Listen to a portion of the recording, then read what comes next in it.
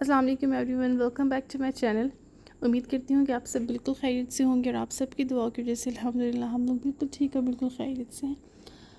आज के ब्लॉग में मैंने सबसे पहले जो हम लोग गए हुए थे यहाँ हम लोग आए हुए थे सुपर मार्केट। यहाँ से मुझे कुछ ग्रॉसरी करनी थी, मुझे कुछ रेसिपीज़ बनानी थी। उसके लिए जो मुझे इंग्रेडिएंट्स चाहिए थे वो मैंने कहा चले भाई यहाँ से ले लेते। सबसे पहले तो भाई मुझे लेना चला ये नेल पेंट्स। मैंने कभी ये नहीं यूज़ किए लेकिन ये ऑफ़र में लगे हुए थे। मेरे हाँ में कोई 10 दिरहम के थे कि 8 दिरहम के ये 12 I think so nail paints. उसके बाद भी आगे चलते हैं। फ्राइडे जैसे ही शुरू होता है तो नेस्टो में यहाँ बहुत अच्छी अच्छी ऑफ़र्स लग जाती हैं आपको। अगर आप ज़्यादातर चीज़ें लेते हैं ग्रॉसरी वगैरह तो अच्छे रेट्स पे भी आपको मिल जाती है, क्योंकि फ्राइडे को यहाँ पे ऑफ़र लग जाते हैं। फिर बहुत रश हो जाता है क्योंकि बहुत सारे लोग रहते हैं, हर वक्त रश होता है, पता नहीं क्यों। सुबह भी इंसान आए तो फिर ज़रा सा सुकून होता है, लेकिन बहुत ज़्यादा गर्मी होती है, बहुत ज़्यादा गर्मी, घर से बाहर निकला ही नहीं जाता। सबसे पहले मुझे यहाँ ओट्स चाहिए थे, लेकिन ओट्स में छोटा पैकेट था ही नहीं, बड़े बड़े ये जार्स थे और मुझे इतना बड़ा भी फ़िलहाल चाहिए नहीं था। वैसे तो मैं मंथली ग्रॉसरी में यही ले लेती हूँ, लेकिन फ़िलहाल मुझे ये बिल्कुल भी नहीं चाहिए था क्योंकि मुझे अपना फ्रिज और चीज़ें फ़िलहाल ख़ाली करनी है और मुझे बस कुछ रेसिपीज़ बनाने के लिए जो जो चीज़ें चाहिए थे बस वही मैंने लेना था। यहाँ हम लोग आए थे गोश्त लेने के लिए, तो बस यहाँ से हम लोग पाकिस्तानी बीफ ले रहे थे और कुछ चिकन वगैरह भी चाहिए था, वो भी लेना था हमने। तो यहाँ मेरे हस्बैंड जो है वो उसी के लिए खड़े थे क्योंकि यहाँ पे लाइन में खड़ा होना पड़ता है। मैंने कहा चलो जब तक हस्बैंड खड़े हुए लाइन में, क्योंकि आपको पहले वो लोग टैग वगैरह देते हैं, फिर उसके बाद जब तक वो गोश्त वोश्त पैक करते हैं काटते हैं तो उसमें बहुत टाइम लग जाता है क्योंकि और भी बहुत सारे कस्टमर्स खड़े होते हैं। मैंने कहा जब तक मुझे जो जो सब्ज़ियाँ चाहिए वो सारी सब्ज़ियाँ मैं ले लेती हूँ। एक तो फ़ोन मेरे एक हाथ में था, एक ही हाथ से मुझे काम करना था, तो थोड़ा सा मुश्किल भी लग रहा था। और फिर होता है कि एक चीज़ लेने आप आएँ और फिर आपके पीछे और भी लोग खड़े होते हैं, तो फिर ये होता है कि जल्दी जल्दी करना पड़ता है। थोड़ी सी मुझे चीज़ें चाहिए थी, इतनी चीज़ें कि जो भी रेसिपीज़ मैंने बनानी है उसमें यूज़ हो जाए, बचे कोई भी चीज़ ना, क्योंकि मैंने अपना पूरा घर फ़िलहाल साफ़ करना था और फ्रिज वगैरह और जो भी चीज़ें थी वो बिल्कुल ख़त्म करनी थी। बस यही मैं यहाँ पे टमाटर ले रही हूँ, कुछ मुझे और चीज़ें चाहिए थी, पालक और ऐसी चीज़ें, क्योंकि जो मुझे रेसिपीज़ में चाहिए वो सारी चीज़ें मैंने कभी चली यहाँ से ले लेते हैं। क्योंकि फिर ये होता है कि इंसान चीज़ बनाने लगी और एक भी इंग्रेडिएंट ना हो तो फिर वो रेसिपी रह ही जाती है। तो बस यहाँ मैंने टमाटर ले लिया। बंद तो मैं कर नहीं सकती थी शॉपर को क्योंकि एक ही हाथ था। बच्चे बहुत ज़्यादा तंग करते हैं क्योंकि इनको फिर इस वक्त हर चीज़ चाहिए होती है। जब ये लोग चीज़ें मांगते और रोते तो फिर बहुत ही इंसान को समझ ही नहीं आ रही होती कि मैं क्या लेने आई थी और क्या नहीं। साथ में जब मैं टमाटर ले रही थी तो बस मेरे बड़े बेटे को नज़र आ गया यहाँ पे वाटरमेलन भी कुछ समझ ही नहीं आई थी कौन सी वाली लूँ, क्योंकि कुछ बहुत ज़्यादा पकी हुई थी और कुछ बहुत ज़्यादा इस तरह मतलब रेड नहीं थी कि मीठी होगी या नहीं होगी। 1-2 दिन है मेरे बेटे ने जाने और ट्यूशन के लिए, तो उसके लिए वो लंच वगैरह में फ़्रूट्स लेके जाता है, तो मैंने कभी उसके लिए भी ले लेते। इतना टाइम मुझे सिर्फ वाटरमेलन में लगा कि मैं कौन सी वाली लूँ कौन सी वाली नहीं लूँ, क्योंकि ये अलग अलग कंट्रीज़ की होती हैं तो फिर इंसान को समझ में आता है कि मीठी होती हैं। जिस तरह से पाकिस्तान में होता है ना वाटरमेलन मीठा, यहाँ कभी मीठा होता है और कभी मीठा, कभी बहुत लाल होता है लेकिन उसमें टेस्ट नहीं होता। तो बस यहाँ से एक वाटरमेलन हमने उठा लिया था, साथ में इनको जूसेस नज़र आ गए थे, इन लोगों ने जूसेस भी ले लिए। जो भी चीज़ें इनको नज़र आ रही होती हैं तो वो उनको चाहिए होती है। तो बस बच्चों को थोड़ी देर के लिए हमने बिठाया कि थोड़ा टाइम के लिए बैठे, क्योंकि छोटे बेटे को हम स्टॉल में बैठाते हैं, लेकिन जब बड़ा ट्रॉली में बैठा होता है फिर उसको भी स्टॉल में ट्रॉली में बैठना होता है। और स्टॉल जब तक चल रहा होता है वो चुप होता है, लेकिन जैसे ही स्टॉल रुकती है साथ में वो रोना शुरू कर लेता है। पालक यहाँ मैं देख रही थी, यहाँ बहुत सारे टाइप के घास फूस होते हैं, उसमें समझ ही नहीं आ रही होती कि कौन सी पालक है। मुझे तो इसमें से बहुत सारे ना ये जो हरी सब्जियाँ पड़ी इसमें मुझे पता ही नहीं थी कौन सी चीज़ कौन सी होती है। और साग वगैरह का तो मुझे नहीं पता, एक पालक मैं जानती हूँ और तो बहुत मुश्किल है कि मैं जानती हूँगी। बहुत तरह की चीज़ें यहाँ पे पड़ी होती है। पालक बिल्कुल भी फ्रेश नहीं थी, इसलिए मैंने पालक छोड़ दी थी। और छोटी बड़ी चीज़ें मुझे चाहिए थी वो मैंने सारी ले ली थी। यहाँ पे आइसक्रीम लेने थे बच्चों ने, हमने साथ में बच्चों के लिए जो है वो आइसक्रीम उठा ली थी। और जब यहाँ से आइसक्रीम उठाओ तो स्टिक्स कभी यहाँ होती है और कभी नहीं होती। जब स्टिक्स यहाँ ना हो तो फिर काउंटर पे जाना पड़ता है, वहाँ से स्टिक लेने होते हैं, वो स्पून्स जो होती हैं जैसे आइसक्रीम खाते डिस्पोजेबल, फिर वो काउंटर जाएँ और वहाँ से स्पून लाएँ, तब तक इनको सब्र भी नहीं होता और फिर बहुत लंबा भी हो जाता है कि जाएँ। यहाँ मैं देख रही थी मोस्टली यहाँ पे पड़े होते हैं, लेकिन जिस तरह मैं मोबाइल इस फ्रिज के अंदर जो है ना घुसा रही हूँ, जैसे लग रहा है जैसे मैंने इस मोबाइल के थ्रू ही देखना था, इस मोबाइल लेना, वो चम्मच ढूंढ ली थी। बस ग्रॉसरी शॉसरी हमने जल्दी जल्दी कर ली थी। यहाँ पे फर्नीचर हम लोग के रास्ते में पड़ रखा होता है हमेशा, कभी ये होता है अगले 2 दिन बाद आओ ये फर्नीचर चेंज हुआ होता है, कभी कभी बहुत प्यारा होता है, कभी कभी इस तरह नॉर्मली चीज़ें पड़े होते हैं। बस उसके बाद जो है ना हम लोग घर गए और जब कुछ प्रेप मैंने एक दिन पहले किया और ये जो है व्लॉग ये फिर अगले दिन का है। सबसे पहले मैंने यहाँ पे ऑयल डाल दिया था। ऑयल थोड़ा सा गर्म हुआ, उसमें मैंने प्याज डाल दी थी। जूलियन कट किया हुआ प्याज डाला है मैंने, और इस प्याज को हम ब्राउन करेंगे। बिल्कुल ब्राउन नहीं करना हमने इसको, बस गोल्डन ब्राउन करना है, हल्का हल्का। तो यहाँ पे जो मेरा प्याज है वो गोल्डन ब्राउन हो गया है। मैंने बहुत ज़्यादा ब्राउन नहीं किया, बस थोड़ा थोड़ा किया। इसके बाद मैंने इसमें ऐड किया ज़ीरा, साबुत ज़ीरा मैंने इसमें ऐड किया। अब इसको थोड़ा सा हम लोग क्रैकल होने देंगे, और उसके बाद जो है ना मैं इसमें ऐड करूँगी जिंजर गार्लिक पेस्ट।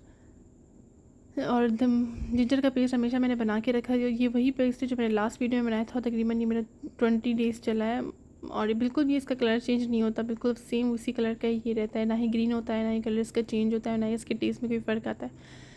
बस यहाँ पे मैंने जिंजर पेस्ट डाल दिया था। आप गार्लिक डालना चाहते हैं आप गार्लिक भी डाल दें। मैंने सिर्फ जिंजर डाला था, और इसको अच्छी तरीके से हम लोग भून लेंगे। उसके बाद मैंने इसमें ऐड करना है गोश्त भी जो है मैंने एक दिन पहले ही इसको बॉईल करके रख दिया था, क्योंकि बहुत सारे प्रेप आपका एक दिन पहले हुआ हो तो फिर दूसरे दिन काम करना बहुत ईजी हो जाता है, क्योंकि ये साथ साथ सिर्फ कुकिंग नहीं हो रही होती, घर के और सारे काम भी हो रहे हैं, बच्चों की भी सारी जो कुछ उनको करना कराना होता है वो भी होता है, साथ साथ उनके खाने भी बन रहे होते हैं, उनको भी खाना देना होता है, उनके सोने का टाइम होता है तो उनको सुलाना पड़ता है।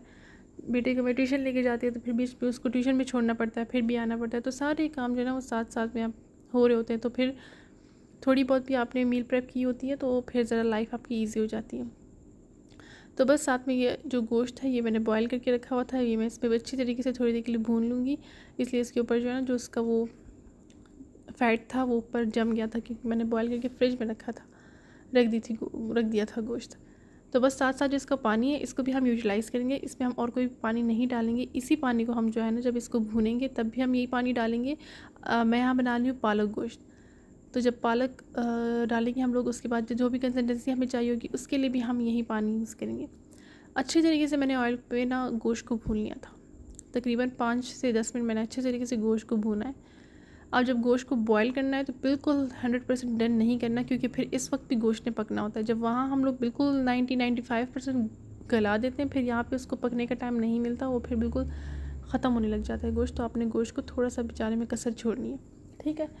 साथ में मैंने टमाटर की प्यूरी बना ली थी।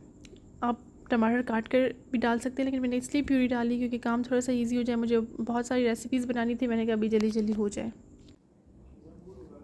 फिर इसको मैंने अच्छी तरीके से भुना कि टमाटर जो है वो अच्छी तरीके से इसमें पक जाए। उसके बाद जो है ना सारे स्पाइसेस हैं, हल्दी, लाल मिर्च, गरम मसाला और रेड चिली पाउडर, नमक, धनिया पाउडर, ज़ीरा पाउडर, ये सारे जो स्पाइसेस हैं जो नॉर्मली सारे खानों में जाते हैं वो सारे स्पाइसेस हैं, और वो मैंने इसमें डाल के अब इसको अच्छी तरीके से मैं भूनूंगी ताकि ये स्पाइसेस भी अच्छी तरीके से पक जाएँ और साथ में जो टमाटर हैं वो भी अच्छी तरीके से पक जाए।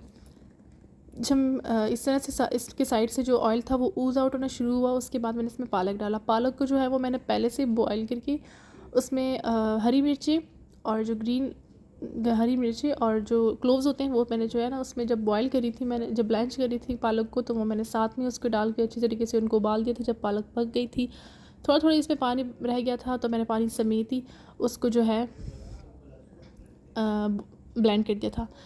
फिर मैंने इसमें जो तड़का मैंने बनाया हुआ था इसमें मैंने ऐड किया है, और जो थोड़ा बहुत पालक ब्लेंडर के साथ लगा हुआ था उसको मैंने अच्छी तरीके से रिंस करके तो जो इसमें डाल दिया था, क्योंकि उसका बहुत ज़्यादा लगा हुआ था, वो बहुत थिक हो गया था। तो फिर जो भी था मैंने रिंस करके इसको डाल दिया था। अब इसको अच्छी तरीके से मैंने पकाना है, अच्छी तरीके से, ताकि पालक का जितना भी कच्चा टेस्ट है वो बिल्कुल ख़त्म हो जाए। अच्छा, यहाँ जो है वीडियो बार बार हिल रही है क्योंकि मेरा जो ट्राइपॉड है वो मेरे बेटे ने तोड़ दिया, इस वजह से मैंने फ़ोन हाथ में पकड़ा हुआ है, तो इस वजह से वो बार बार हिल रहा है। तकरीबन 10 से 15 मिनट मैंने इसको अच्छी तरीके से पकाया है, तो इस तरह से इसका कलर भी चेंज हो गया। इसके साइड में से जो है वो ऑयल जो है वो ऊज़ आउट हो रहा है, और जो मेरा पालक गोश्त है वो अच्छी तरीके से रेडी हो गया। अब हम चलते हैं अपनी दूसरी रेसिपी की तरफ। यहाँ मैंने सबसे पहले ऑयल डाल दिया है, ऑयल में मैंने डाल दिया हुआ है ये लहसुन जैसे मैंने आपके साथ शेयर किया था पिछली वीडियो में, तो तकरीबन इस लहसुन के तकरीबन 10 दिन हो गए और इसका कलर बिल्कुल भी चेंज नहीं हुआ है। इसको मैंने ब्लेंड करके रखा होता है क्योंकि इससे बहुत लाइफ ईजी हो जाती है। तो मुझे थोड़ा सा कम लग रहा था लहसुन, मैंने और लहसुन ऐड किया है और इसको हम थोड़ा सा गोल्डन करेंगे। उसके बाद मैंने गोश्त जो अलग बॉयल किया था, मतलब पहले एक साथ ही सारा गोश्त बॉयल किया था, लेकिन अलग अलग रेसिपीज़ के लिए किया था, तो जो और गोश्त था वो मैंने इसमें डाल दिया। अब इसको भी हम अच्छी तरीके से थोड़ी देर के लिए भूनेंगे ताकि ये थोड़ा सा जो है ना लहसुन में भून जाए। इस तरह से मैंने इसको तकरीबन 5-10 मिनट लहसुन में मैंने इसको फ्राई कर लिया है। और उसके बाद मैं इसमें ऐड करूँगी अचार गोश्त मसाला। ये मैं बना रही हूँ असल में अचार गोश्त। इससे पहले मैंने पालक गोश्त बनाया था, अब ये है अचार गोश्त। तो मसाला हर कोई जो है वो अचार गोश्त अपने तरीके से डिफरेंट तरीक़ों से बनाता है, लेकिन मैं बस ऐसे ही, क्योंकि मुझे याद है कि पहले भी हम लोग शायद मसाला जो है वो बाद में डाल देते थे, लेकिन मैंने कभी पहले डाल देते, क्योंकि जब गोश्त की बुनाई हो रही है तो साथ इसमें थोड़ा सा टेस्ट भी चला जाएगा। अब मैं इसको अच्छी तरीके से भून लूँगी और उसके बाद मैं इसमें टोमेटोज़ ऐड करूँगी। वही जो मैंने प्यूरी बनाई हुई थी, साथ में मैंने सारी चीज़ों के लिए एक साथ ही प्यूरी बना ली थी, ताकि जो काम है ना वो बहुत ईजी हो जाए। अब इसमें हम ये टोमेटो प्यूरी बना लेंगे और उसको अच्छी तरीके से हम लोग पका लेंगे, ताकि जो टमाटर है वो हमारा अच्छे तरीके से पक जाए। इसमें भी अगर आप प्यूरी नहीं बनाना चाहते तो इस तरह आप टोमेटो जो है वो काट के डाल दें, लेकिन उसको गलने में थोड़ा सा टाइम लगेगा। तो मैं टाइम बचाने के लिए इसको जल्दी मैंने इसको प्यूरी बना के इसमें डाल दिया था। अब मैंने इसको अच्छी तरीके से 10-15 मिनट पकाया है कि जो टमाटर है वो अच्छी तरीके से पक गए और इसके साइड से सारा ऑयल जो है ना वो इस तरह से ऊपर आने लगे। उसके बाद दही मैंने अच्छी तरीके से फेंट के इसमें शामिल कर दी थी। अब इस दही को भी मैं अच्छी तरीके से जो है ना वो भुनाई करूँगी, थोड़ी देर के उसको चलाती रहूँगी ताकि ये जो है ना फटे ना। अच्छी तरीके से मैंने इस तरह दही को भी भुनाई कर दी थी। इसको अगर आप सॉल्ट बहुत ज़्यादा खाते हैं तो फिर आप इसमें और सॉल्ट डाल सकते हैं, लेकिन मुझे पैकेट वाला सॉल्ट सही लग रहा था, मैंने फिर थोड़ा सा ऊपर से थोड़ा सा डाला था, लेकिन ज़्यादा नहीं डाला था, क्योंकि इसके जो शान का पैकेट है इसमें मसाला काफ़ी होता है और ये इतना ज़्यादा मैं नहीं बनाई थी, थोड़ी मैं सब कुछ बना रही थी। फिर वही जो यखनी थी मुझे बहुत ज़्यादा थिक लग रहा था अचार गोश्त, तो ये वही यखनी है जो गोश्त की यखनी है वो मैंने फिर इसमें ऐड कर दी थी। बाहर से कोई भी पानी वगैरह कुछ भी नहीं ऐड करना, वही यखनी जो होती है ना वही आप इस चीज़ों में ऐड करें तो बहुत ज़्यादा उनकी वजह से इसका टेस्ट जो है ना वो अच्छा हो जाता है। अचार गोश्त हमारा रेडी हो गया। मेरे पास जो थी वो बड़ी वाली मिर्ची नहीं थी, फिर मैं बड़ी वाली मिर्ची लेके आ गई थी और वो मैंने इसको भर दिए थे। अचार गोश्त मसाला ले लिया था, उसमें मैंने लेमू डाल दिया था और वो मैंने अच्छी तरीके से मिर्चों में भर के फिर इसमें ऐड कर दिए थे। उसके बाद अब मैंने यहाँ पे जो है चिकन ऑयल लिया है। ऑयल में मैंने कार्डिमम और क्लोव्स, ज़ीरा, ये तीनों चीज़ें डाल के और उसमें फिर मैंने चिकन डाल दिया। अब मैं इसको अच्छी तरीके से भूनूंगी ताकि चिकन का जो कलर है वो अच्छी तरीके से चेंज हो जाए। उसके बाद जो है ना मैं इसमें अदरक लहसुन डालूंगी, लेकिन 5-10 मिनट मैंने इसको अच्छी तरीके से भूनूंगी। चिकन को अच्छे तरीके से भूनने के बाद यहाँ मैंने ऐड किया है अदरक लहसुन दोनों का पेस्ट। उसके बाद हम अदरक लहसुन के साथ चिकन को अच्छी तरीके से भूनेंगे ताकि चिकन का जितना भी कच्चा वच्चा टेस्ट है और जो भी स्मेल वगैरह थी वो फिर चिकन से ना आए।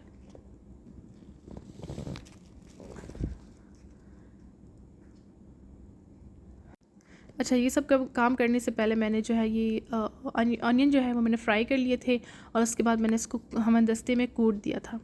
अगर आप इसको ब्लेंड करना चाहते हैं थोड़ी सी दही डाल के आप इसको ब्लेंड भी कर सकते हैं, लेकिन मैंने कूट लिया था और उसके बाद फिर मैंने अभी इसमें शामिल कर दिया। अब इसको हम अच्छी तरीके से इसमें मिक्स करेंगे, भूनेंगे थोड़ी देर के लिए। और उसमें कोई पानी फ़िलहाल कोई चीज़ हम इसमें ऐड नहीं करेंगे और थोड़ी देर के लिए हम इसको इस तरह से ही भून लेंगे। फिर प्याज़ों को अच्छी तरीके से गलाने के लिए हम थोड़ा थोड़ा इसमें पानी ऐड करेंगे और फिर हम इसको भूनते जाएंगे।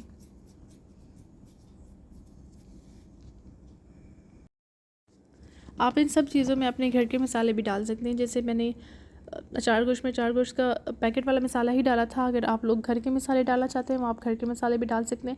इस तरह इसमें मैंने कौरमा मसाला डाल दिया था। ये मैं अभी कौरमा बना रही हूँ, चिकन कौरमा, इसलिए मैंने इसमें कौरमा मसाला डाल दिया था।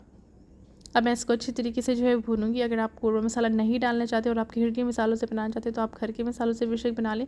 मुझे अभी यहाँ पे जल्दी थी और मेरे स्पाइसेस मोस्टली ख़त्म हो गए थे, क्योंकि मैंने आपको बताया कि मैं मोस्टली घर जो है ना वो किचन तो अपना बिल्कुल खाली करूँगी। मसाले जो भी चीज़ें हैं वो मैंने ख़त्म करनी थी। अब मैंने इसमें डाल दिया योगर्ट, थोड़ा सा योगर्ट मैंने तकरीबन हाफ़ कप से ज़्यादा होगा थोड़ा सा, उसको मैंने फेंट लिया था और उसको मैंने अब इसमें ऐड कर दिया था। अच्छी तरीके से विस्क करना है आपने। लेकिन यहाँ की दही तो उस तरह क्रीमी टेक्सचर ही होता है, अगर ज़्यादा विस्क ना भी करें आप लेकिन वो फिर भी ठीक होता है। लेकिन जैसे पाकिस्तान में दही होता है, अगर थोड़ा सा लिक्विड ही दही है तो फिर आपने उसको अच्छी तरीके से विस्क करना होता है, वरना इसमें ऐसे लम्ब से बन जाते हैं। इस तरह से फिर मैंने इसको अच्छी तरीके से भून लिया था और जिस तरह की मुझे चाहिए थी, बहुत थिक नहीं, थोड़े कौरमा टाइप, तो इस तरह से कौरमा भी हमारे अच्छे तरीके से बन गया। अब मैंने इन सब चीज़ों को ठंडा कर दिया था। उसके बाद जो है मैंने इन सब चीज़ों को इस तरह से पैकेट बना के स्टोर करना था, फ्रीज़ करना था। तो बस इस तरह जो मैंने सारे ढक्कन जितने भी इसके कैप्स थे डिस्पोजेबल, इस तरह से मैंने ले लिए थे और इसके ऊपर सारे के ऊपर जो भी चीज़ें उनके ऊपर मैंने उनकी कैप के ऊपर लिख लिया था और वो मैंने सारे जो है वो फ्रीज़ कर लिए थे।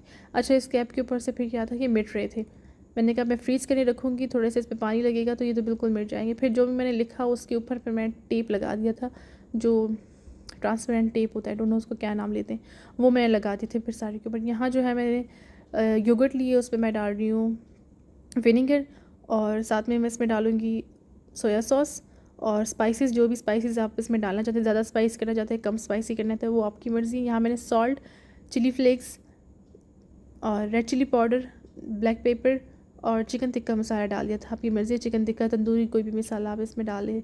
मैंने सारे मसाले डाल के इसको अच्छी तरीके से मैं मिक्स करूँगी, और फिर मैं जो है ना इसको चिकन के ऊपर लगा के तो उसके भी पैकेट बना के उसको भी मैं फ्रीज़ कर लूँगी। ये सारी चीज़ें मैंने फ्रीज़ करने के लिए ही बनाया है। तो बस चिकन को मैंने ना थोड़ा सा बॉयल कर लिया था, क्योंकि फिर ये मैंने मेरे हस्बैंड ने अपने लिए फिर डीफ्रॉस्ट करके इसको एयर फ्रायर में बनाना है। तो कभी कभी होता है कि बहुत लेट हो तो फिर ये बहुत टाइम लेते हैं पकने में। तो बस मैंने इसको थोड़ा सा बॉयल कर लिया था कि ये हाफ़ डन थे। तो अगर इनके एयर फ्रायर में 15-20 मिनट के लिए भी रखो तो ये अच्छी तरीके से कुक हो जाएंगे। इस तरह मैं इसको कोट कर लिया था अच्छी तरीके से सारे मसालों में, और इसको बस इस तरह से पैकेट बनाए थे 2-2 पीसेस के। और ये मैंने चिकन ब्रेड्स भी बनाए थे, थोड़े से गर्म थे लेकिन मैं पैकेट में रख दिया था। मैंने कहा थोड़े से ठंडे होंगे तो फिर मैं इनको फ्रीज़र में रख दूँगी। और इस तरह जो है मैंने सारे पैकेट्स बना लिए थे। तो बस ये थी मेरी आज की वीडियो। उम्मीद करती हूँ कि आपको मेरी वीडियो बहुत अच्छी लगी होगी। अगर आपको मेरी वीडियो अच्छी लगी है तो मेरे चैनल को सब्सक्राइब करें और वीडियो को लाइक करें और शेयर करें। मैं आपके साथ इंशाल्लाह मिलूँगी नेक्स्ट वीडियो में। बहुत ही इंटरेस्टेड वीडियोज़ इंशाल्लाह आपको मिलेंगी, और तब तक जो है अपना बहुत सारा ख्याल रखें। अल्लाह हाफ़िज़।